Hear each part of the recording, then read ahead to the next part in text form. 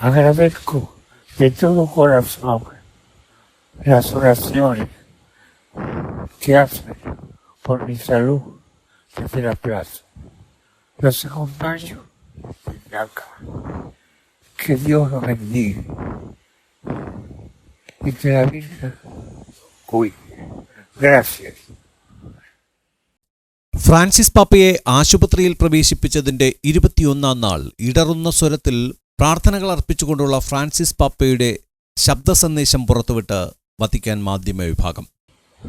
Agradezco de todo corazón las oraciones que hacen por mi salud desde la plaza. Los acompaño desde acá. Que Dios los bendiga y que la Virgen cuide. Gracias. Saint Peter's സ്ക്വയറിൽ എൻ്റെ ആരോഗ്യത്തിനായി നിങ്ങൾ നടത്തുന്ന പ്രാർത്ഥനകൾക്ക് ഹൃദയപൂർവ്വം ഞാൻ നന്ദി അർപ്പിക്കുന്നു.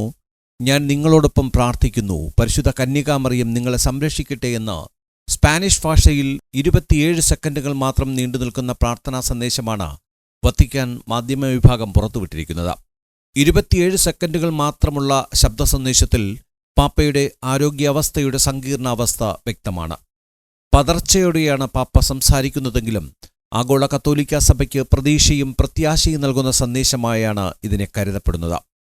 കഴിഞ്ഞ ഫെബ്രുവരി 14 വെള്ളിയാഴ്ച പാപ്പയെ ആശുപത്രിയിൽ പ്രവേശിപ്പിച്ച ശേഷം പല തവണയാണ് പാപ്പയുടെ നില ഗുരുതരമായെന്നും പാപ്പയെ വെന്റിലേറ്ററിൽ പ്രവേശിച്ചെന്നുമുള്ള ആശങ്കയുള്ള വാർത്തകൾ പുറത്തുവന്നത്.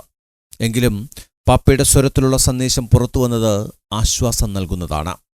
ഫെബ്രുവരി 24 തിങ്കളാഴ്ച മുതൽ പാപ്പയുടെ ആരോഗ്യത്തിനായി വത്തിക്കാൻ ചത്വരത്തിൽ എല്ലാ ദിവസവും ഓരോ കർദിനാളന്മാരുടെ നേതൃത്വത്തിൽ ജപമാല പ്രാർത്ഥനകൾ നടന്നുവരികയാണ്. Vatican desk, Vox news.